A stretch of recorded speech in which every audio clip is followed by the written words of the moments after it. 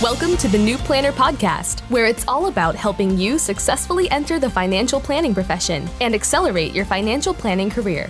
This podcast will help you understand the profession, become familiar with the various career paths available to you, and avoid the mistakes that limit your success. Join your host, Caleb Brown, to explore the human side of creating a successful planning career through interviews, personal experience, and insights from the trenches. Let's get started. Welcome to the 198th episode of the New Planner Podcast. This is Caleb Brown, your host. My guest today is Jon Duggan, the Director of Financial Planning for Procyon Partners. Jon joins the show today to share how he found his way to the financial planning profession, starting out as an econ major and looking for a change, how he found the financial planning major, and what the toughest part of the curriculum was for him. He also goes on to share how he made up for his lack of internships by leading the student chapter of the FPA and working in the Aspire Clinic, a peer financial counseling center on the UGA campus, plus how he secured his first role in the profession and why he joined a large RIA. Stay tuned to the end two, where he talks about the roles he had in several firms, what he struggled with the most, how he developed an interest in tax planning, and why he didn't see himself as a client-facing advisor long-term. Plus some final tips for new planners. I hope you enjoy this episode with Jon Duggan. Hey, Jon, welcome to the New Planner Podcast. Thanks for having me, Caleb. Yes, sir. Always fun to get on here and reminisce with a fellow UGA guy. So, let's just get started right there. Why did you come to Georgia, and why did you major in financial planning? Well, why I came to Georgia, frankly, it was in-state tuition, and that's a pretty good bargain right there. So, not a lot there, but when I started at Georgia, I actually was majoring in economics. I didn't really know what I wanted to do, I think like a lot of people. And what I found was that I loved the microeconomics, which is more, small business type stuff, right? The really, really practical. And then I got into macroeconomics and I was thinking, well, I will never use this for the rest of my life. It's so boring, right? And unless I was going to be an economist of some sort, right? I was never going to touch it again. And so actually I was scrolling the UGA bulletin list of majors that you're probably familiar with. And I knew that, I was pretty good at credit card rewards. And, I found that to be really interesting and kind of using an Excel file to map out my own finances. And then, I'm scrolling down the bulletin and I see financial planning. And so I saw that and signed up for the survey class. And the second I got into that, I just knew that that was what I wanted to do, because even if I had never ended up working in the industry, everything I was learning was so practical. I wanted to know more. Love it. I can absolutely relate to that. It's a win-win. All right. Whether you go do something else as a profession or not, you need to know this stuff. So fabulous. All right. So you got into financial planning. It was working well. What was the toughest subject for you? Do you remember the toughest course that you had to get through? It was probably the retirement plans class, just because a lot of it was about the testing for discrimination and compliance, and a lot of really specific rules that, again, I think now, thankfully, most firms that do retirement plans, they have a division or the firm itself specializes in that. So it's nice that I don't have to focus on that all the time. I'm just glad you didn't say practice management. And that professor was a real jerk. Hey, you gave us a pretty, I remember you had a practice management. We had our hypothetical firm and business model we had to come up with. I still remember that. Yeah. Well, so you got through, and talk to us about like any internships. Did you get any internships while you were still a student? I actually didn't have any internships for an outside company. Now, what I did do, you'll probably remember, Caleb, I ran the student SPA while I was there. So I developed a lot of good connections that way, just, mainly with people in the Atlanta metro area, but then at conferences actually across the country as well. And then I also did the Aspire Clinic at UGA. And so it is, basically a practice, sort of clinical practicum for financial planning. But yeah, so I did the Aspire Clinic at UGA, which is, the clinical practice in financial planning. So, doing financial coaching for people around the university system, and then, getting critiqued on those presentations as well, which is just a really unique sort of environment, and it certainly gets you used to receiving feedback that's ultimately going to be helpful down the road, and that everybody needs to really, get better at what they do. I love that you shared that. I mean, that's getting comfortable with being critiqued. That's something that we all need to work on.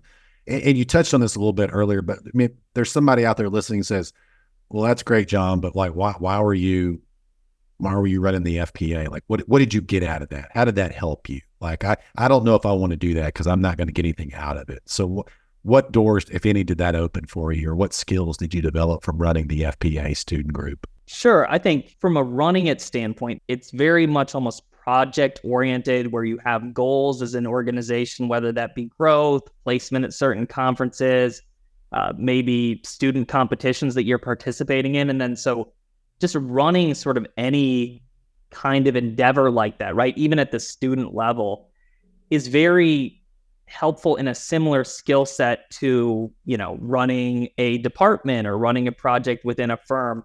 And so there's that element, but I also think, our industry is a very large space. Now, you have people say it's a small space when they say they're referring to the RIA industry in particular, but financial services is fairly large.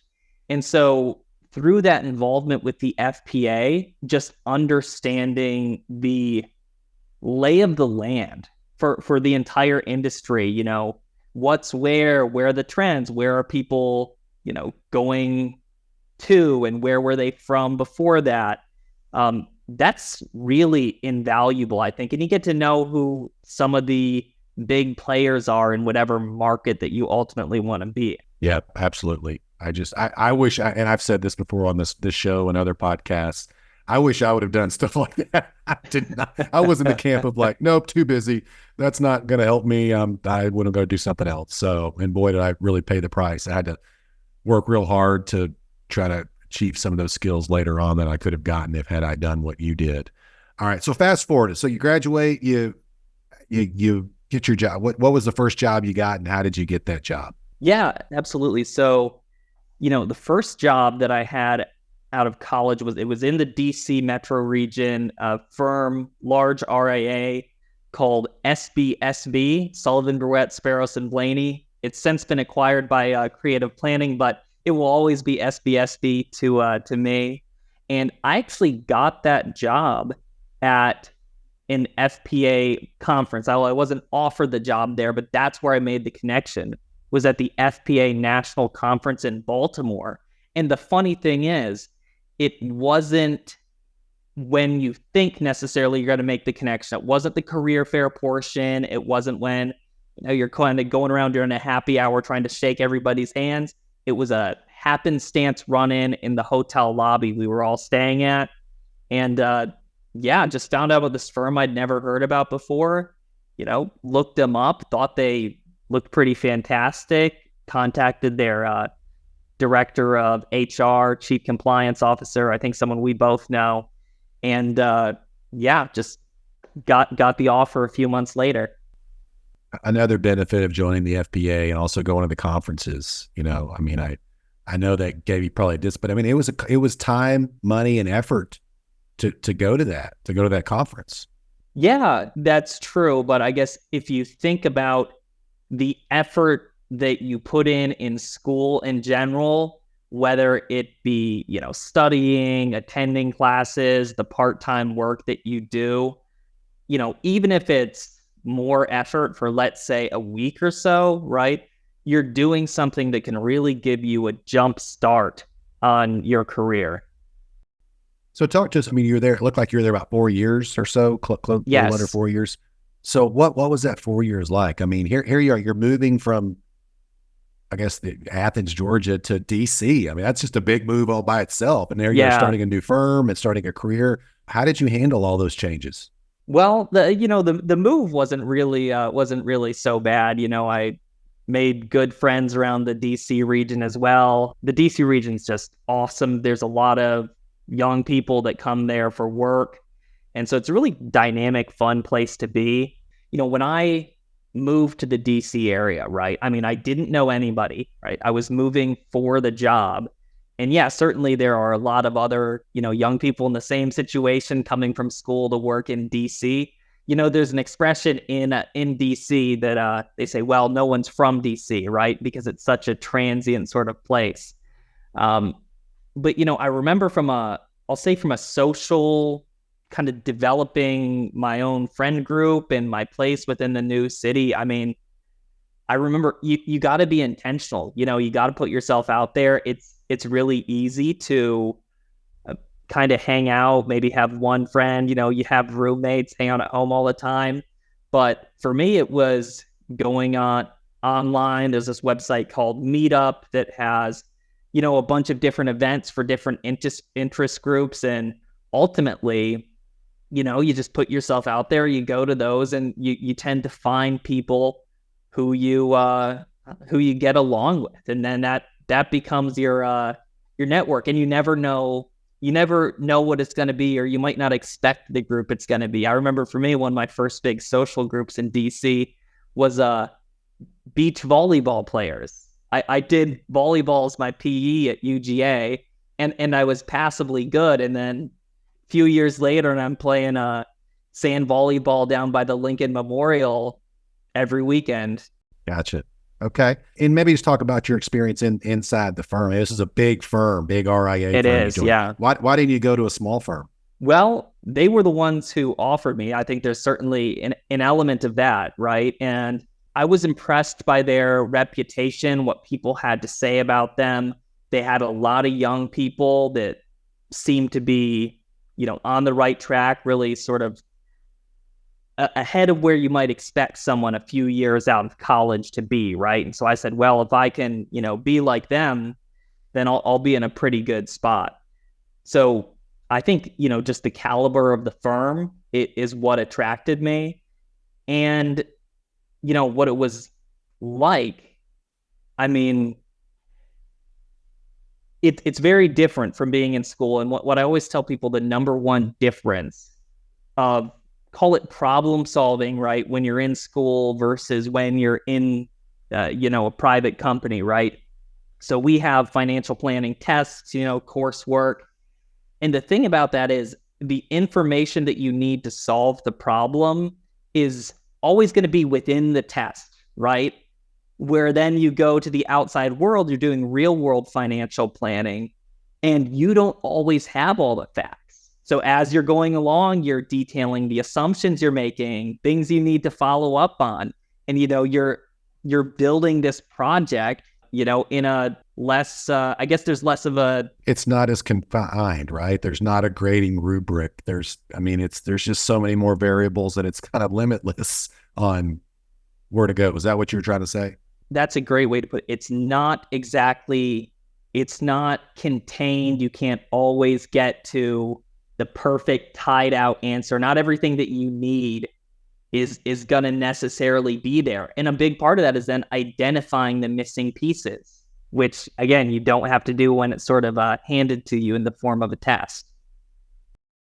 Yeah. And that's common when I talk to students, like that's one of their bigger struggles. It's like, yeah, man, it's like when we had the rubric and we knew it was going to be on the test, like it was really a nice little neat box we could operate in. Man, that was fun. Now this is a lot more challenging.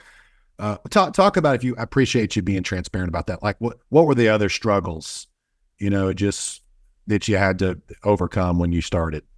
I had a really great experience those first few years. And I mean, yes, there were, struggles in getting up to speed, the feeling that there's not a safety net there necessarily. And, if you make a mistake on something in an exam in school, well, you wish you would have gotten a better grade, but, you take it seriously when it's, people's lives that, you're analyzing. And certainly, most firms aren't going to put you day one, have the advice rely entirely on you, but we all want to do as well as we possibly can. And I think the struggle, other than that, is just taking from the academic side that you've learned in financial planning and moving all that to the real world, right? And it's about being able to really ground yourself and understand where you are, really deeply understand the client situation, right? Which isn't necessarily something you have to do in a more, equation-based analysis, right? Got it. Yeah. For me, I mean, when I got started, it was like I was just scared to death the client was going to call and ask me something I didn't know the answer to. And that happened a lot, and it still happens. Okay, it sounds like it was a good fit, but you stayed there. I mean, you ultimately left. I mean, after like just under 4 years, why did you leave? And then talk to us about that next firm you joined. Sure. So when I was at SBSB, I think part of what allowed me to develop pretty quickly on the planning side, right, was that I focused very deeply on understanding what I was doing rather than just, you're given an assignment, do this as fast as you can, right, and then turn it back to, your boss or your manager, right? For me, it's anything I wanted to do, I wanted to be able to answer the question if they ask, why did you do it this way? I wanted to have that understanding, right? And so I think when you're first starting out, you almost have that feeling that, oh, I should know this off the top of my head, right? I want to be quicker with this answer, or a little snappier with that. I wouldn't focus on that entirely. It's more about, do you really understand what you're doing? Because if you get the conception down, the rest of it will come. And I also think, a big opportunity for me as well, which potentially for people who've maybe been in the industry a year or so, they're wanting to know, okay, how can I, get more responsibility at the firm, or really, increase what I'm doing in my job? And I think for me, I happen to be pretty good at the planning software. I really understood it. I was decent at the modeling, and I was also solid at the income tax planning as well. So probably starting in my second year at SBSB, I actually started training all the new interns and the new hires, the new associate planners, on the planning software, eMoney, and then the tax planning software, B&A Income Tax Planner. And I did that for probably 2 or 3 years. And, there's one thing to learning something yourself, right? And then you get it.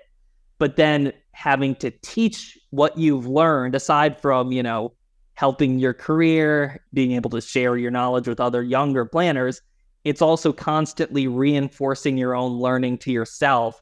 And if you're teaching it to people, that's a very similar skill set to explaining something to a client. Love it. That's great. I'm totally with you there. But let's go back to something I said earlier. Like ultimately, it sounded like it was a good fit, but you left. Why'd you leave and where'd you go? So my next firm was Hemington Wealth Management, where I took on a wealth advisory role.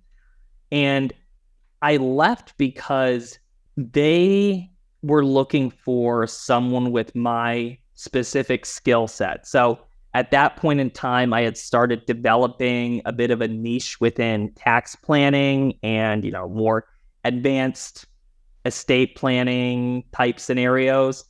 And so they wanted someone to help serve on their high net worth client service team and to really go deep and technical with a lot of their clients. And so that was something that really resonated with me at that time, was, okay, I've developed these skills. Now I want to use them in a greater capacity, as opposed to maybe just shifting into more of a general client service type role. It was more that specialization that I was looking for.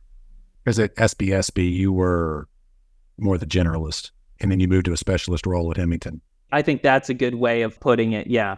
Okay. Got it. So then how did that go? I mean, so you were working with like ultra affluent clientele, I guess, doing the tax stuff, and you were there about what, couple years, and then you moved on? Yeah, I was there for a couple of years working with, if you think clients as sort of a standard affluent client, you're maybe talking about 1 to 2 million, assets under management, a net worth, maybe 1 million or so higher. That next level up, maybe you're looking at issues that present themselves more for people in the 10 to $30 million range. So there's just more complexity, particularly on the estate side that comes with that. Okay. So you were there about 2 years. So what worked well and what didn't work so well? So I think one of the things I, learned most while I was there is they were a firm that was particularly good at client communication. And I guess what I mean by that is in the first few years of your career, you're really trying to get the knowledge down, right? And being able to do the analysis effectively. And then often that's communicated by a more senior person on the team, right? Whereas now I was in a role where I was communicating more of the recommendations to clients myself. And I think that they were particularly good at teaching me to listen to not necessarily what I was saying, but how the clients would hear it and how things I'm saying would make them feel, which is an extremely valuable skill because money, finances, it's very personal to people, and a lot of their emotions are wrapped up in some of the decisions that they've made. So I learned how to, I think delicately and more politically, point out, okay, here are some things that maybe could be better, while also learning how to be encouraging about the things that were going really well and understanding more of the experience from the client side of the equation. I learned a ton there. But then I also think something that I learned about myself was that a lot of people want to, the standard sort of career track, right? Associate financial planner, sort of mid-level manager, and then relationship manager, right? That's a sort of traditional, you're growing in the role, you have your own clients, right? And what I realized in serving more on the general client service team was that wasn't really where my passion was I'd say in the general relationship management. Relationship managers, I am, or lead advisors, whatever, term your particular firm might use, right?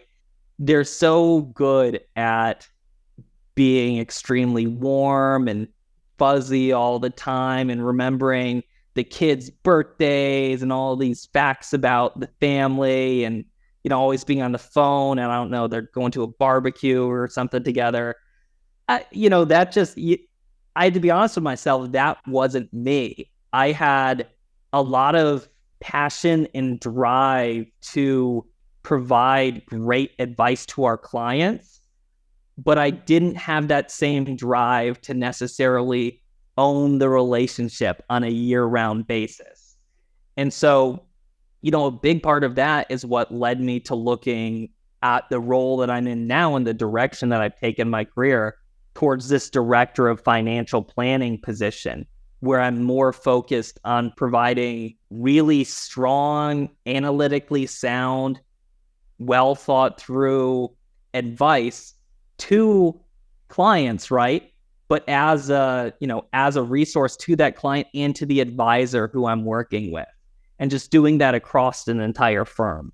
Kudos to you for one, just thinking about that and being okay with going there with your, because I get these people, they're like, oh, well, I got to be a lead advisor. I got to have my own firm. I got to be good at, you can still be successful and not do those things in this profession. That's the beauty of it. And, a lot of them are like, man, I'd really like to be a back office planner, but they lack the confidence to say that, or they lack the confidence to even try to think about it, because it's like, no, that's not the fun, sexy sort of what everybody says they want to do. So I get a lot of that. And it seems like you were able to sort of work through that and hey, I got to be honest, here's what I like doing. And kudos to you for trying to find a fit. And I think that was your next firm. You were able to find that where you're able to become more of the technical expert. Did I get that mostly right? Yeah. And I will say when I decided to develop a specialization in tax, I think I had to leave sexy at the door. Touche.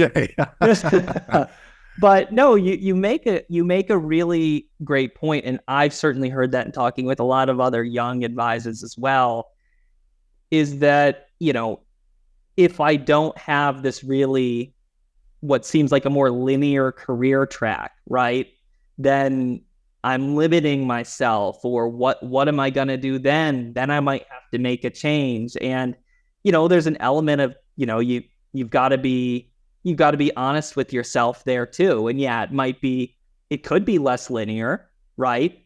But making that decision and realizing those things about yourself now, rather than, maybe going another 5 or 6 years down the road, and now you're a lead advisor, relationship manager, it's really not what you want to be doing, and trying to make a pivot at that point in time, that's a lot harder, right? What's that expression a lot of advisors use? Well, the best time to do that would have been 5 or so years ago. Second best time is now. That's right. Or it's going to be much less painful if you get divorced now versus waiting 10 years. Yeah, that's another way of putting it. So you're able to pivot into the new firm. That's where you are now. And I guess, you've been there about a year and a half or something like that. How's it going? I mean, is this what you dreamed of and what you thought it was going to be? Honestly, I really love the role, and I love the firm. The culture, is really incredible. I think a lot of people, a lot of firms, in general, talk about teamwork. Everybody does, and collaboration and all that. But it doesn't always happen that way. And so to find one where I think they really walk the walk on a lot of that as well, and constantly sort of mixing interdepartmentally and being able to talk to anybody, and, all having sort of the same goal that we're striving for. I mean, it's a really exciting and dynamic environment. So here's the question that me and thousands of other listeners have. Director of Financial Planning. What does that mean in your firm? Because it's different in every firm I talk to, I feel like. Yeah, well, that's every title in our industry as well is so different. But Director of Financial Planning in my firm, it means that I'm charged with overseeing our core deliverable, right, which is building really solid financial plans, up to the level of complexity that we need for each client, or we need for each situation, and being able to determine that. So it's building financial plans. It's doing related planning activities like tax planning as may be needed, looking at some estate modeling as well. It's also training advisors, or, other planners in areas that they could, use a little more knowledge on, or if we have something to share, sharing best practices across the firm. And then it's also, if we're a fairly large firm, and so it's looking at how we operate efficiently as well, and how we communicate between departments, and how we get the plans done, and what does that process look like. So it's also sort of determining the direction of that service offering and department. Got it. Is there any are you training and educating the advisors? And any sort of management or mentoring or part of the role? No, not in a mentoring sense or anything like that. And I think most advisors are fairly they're pretty knowledgeable as well in and of their own right. There's a reason that they are where they are. And so I think for me, it's on specific items like maybe, the income tax planning, or an estate strategy where, the planning team has come up with something and we want to present that, run it by the advisor, use their relationship knowledge. And then if we collectively decide that this is a recommendation that we want to make, I'll work with advisors if I'm going to present it, or if they're going to present it, how do we lay this out to the client? How do we lay out, the pros and cons, and why we think this is the way that they should go?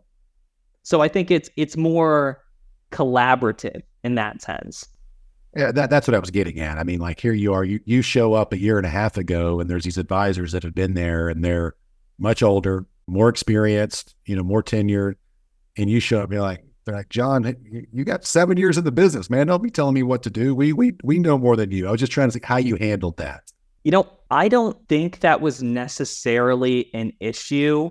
The primary reason for that is, you can be a young person in the industry. Well, let me put it this way.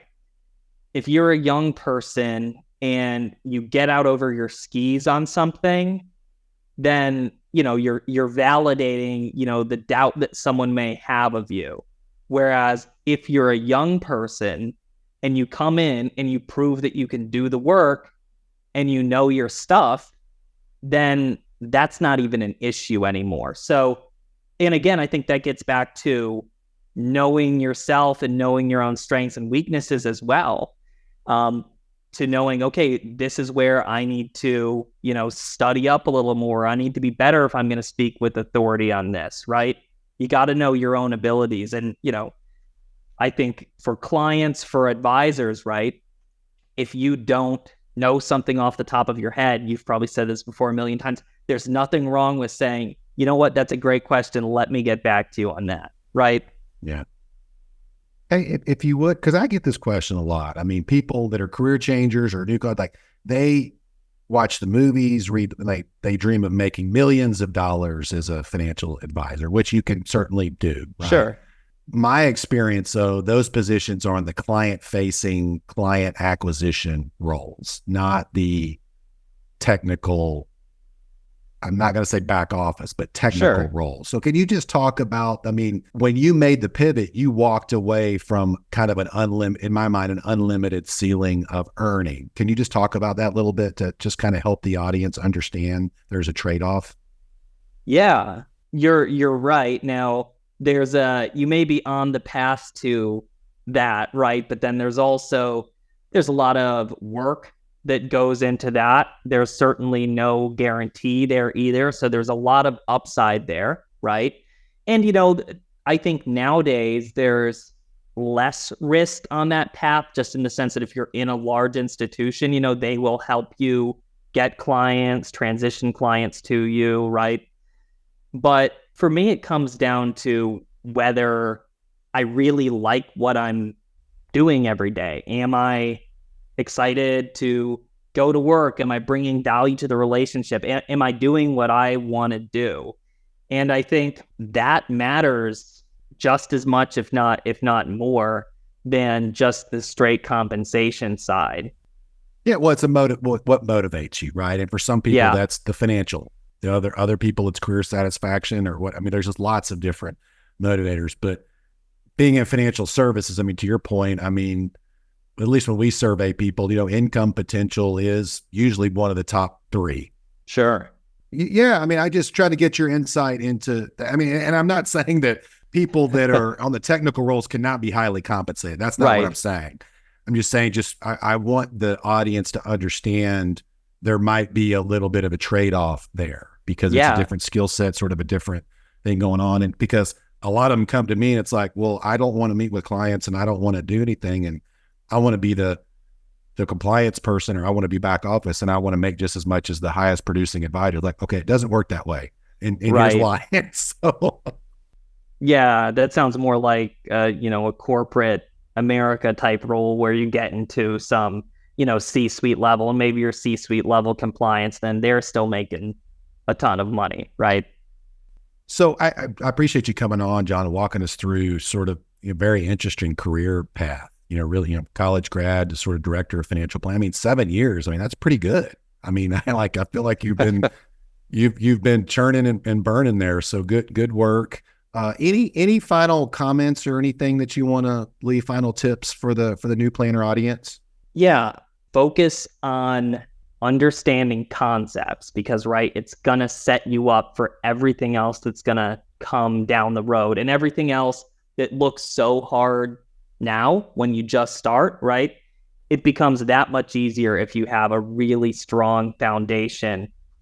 Something I also tell to all the associate advisors I've trained as well is, Google is there for a reason, right? So when you're learning, throwing a bunch of stuff at you, you might have to know some of those limits or certain things for the CFP.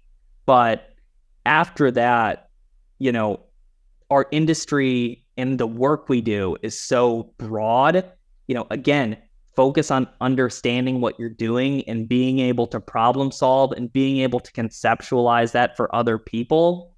And don't waste your brain space with the things that can be found on the first page of a Google search. That's interesting you mentioned that. I feel a lot of feedback I get from firm owners, just bosses, employers is, hey, I really wish the person would have put forth more effort to solve this problem versus just not really thinking about it, just doing a Google search and not really solving and just kind of bringing it to me. Like, do you see that, or what's your take on that? Yeah, I could see that. And it is frustrating when, people don't go deep on something or you're wanting that sort of next level.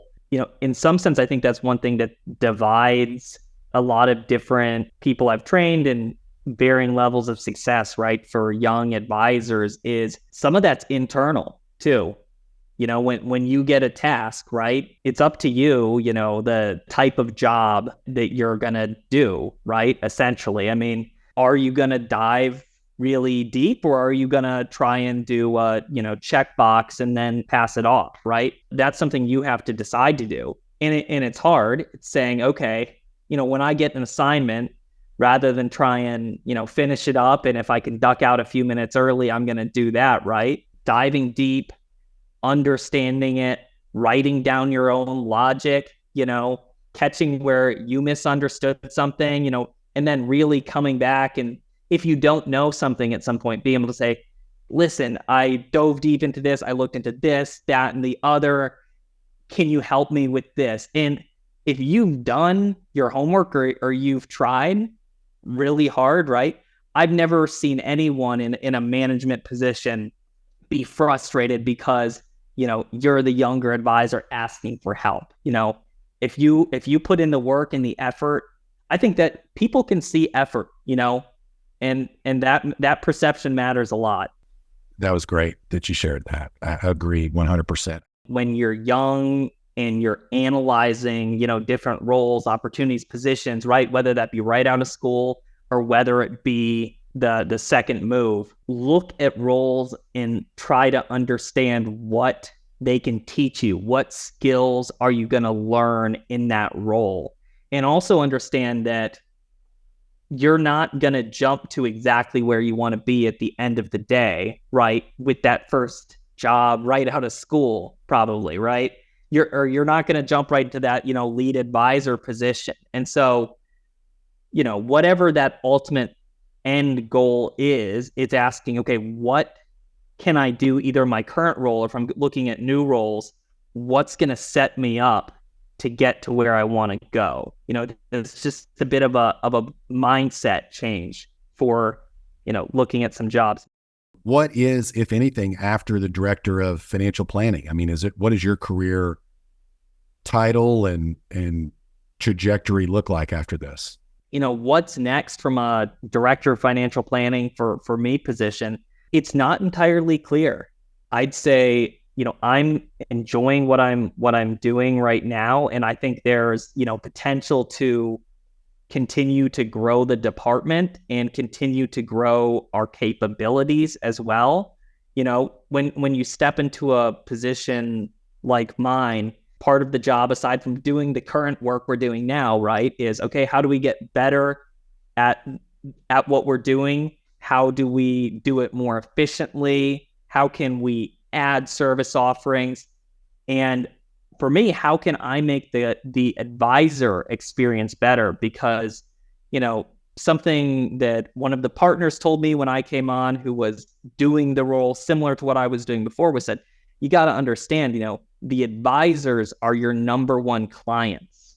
So to me, I look at my interactions with the advisors, in a similar way to they might look at their interactions with their clients. And so when I'm in meetings with them, or when I'm giving them a deliverable, right, how do I improve my client experience as well, right? And I think from a where do you go from here perspective, I believe too, if I do good work and I can continue to grow the department and its abilities, and you find somewhere that you really want to be and you enjoy being, then I think that's the nice thing about our industry as well, is that, while things have become more, I guess, defined from a career path perspective, I think there's still a lot of ability to, shape where you want to go and take on different roles and responsibilities in the firm. So what that looks like exactly, I don't know, but I think there's a lot of potential. Any insight to maybe metrics that you have, like,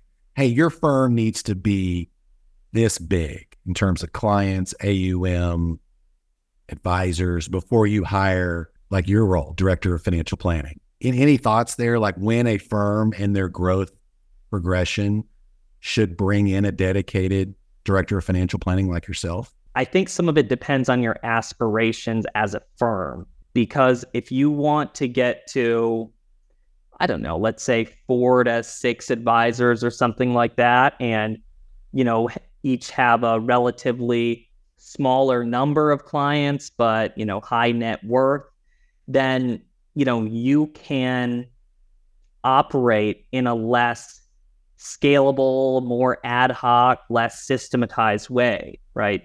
Whereas if you're a firm that really wants to grow and get big and continue to provide a really high level of service, right, that requires systemization. You can't operate in the same way that you used to when you were a 4 or 5 person firm. And if I were to try and quantify that, I'd say that when you start pushing the 6 to 800 million range, if I'm thinking about sort of a typical RIA, and certainly when you get around $1 billion, I also think there's something to be said for hiring for the growth that you anticipate, because I can tell you from a process, deliverable, scalability perspective, just the way a firm operates, putting the tracks down before you get there versus trying to backtrack and then put in the infrastructure when you've already experienced the growth, putting it down in advance is much easier than trying to do that after the fact. That's a great point. Jon, this has been a lot of fun. What a great journey. Any final comments or tips or anything that you want to share before we close out? One thing that I think has been an extremely helpful way of thinking about change within firms. So many firms want to get more efficient, right? And they want to do things differently, or they want to add a new service model, right? Now, anytime you're dealing with change, the tough part is, it takes time to learn new things. Everybody's time is limited. The advisors may not want to do that at that point in time. It might not be ideal for the firm, right? And so if you're someone who's charged with a project or thinking about making change, I would liken it to, or encourage you to think about, an iPhone, in the sense that, if you have an iPhone and Apple goes behind the scenes and they do a bunch of software updates behind the scenes that make things more efficient, but then your interface is ultimately the same, you're not going to know. And you as the advisor are getting, the firm is more efficient, but you don't necessarily know about it because you're interfacing with it in the same way that you always have. So I think when you're looking at making changes, understand how different people within the firm actually interface with you and where those touch points are. Because if you can ID what's behind the scenes, then it can allow you to get a lot more done. Or if you can keep some of those changes behind the scenes and then only impact, your advisors as needed. I like that. Thanks for sharing that. Jon, thanks so much for coming on and spending a few minutes with us. Yeah, great to be here, Caleb. I had a lot of fun. Thanks for joining us for this episode of the New Planner Podcast. If you're ready to discover the top career paths for financial planners and see which track is best for you, we created a free guide to help you.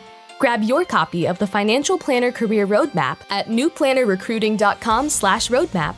There, you'll also find more tools and resources all created to help you build a successful financial planning career. Tune back in next week for another episode, and until then, we're here to help you succeed.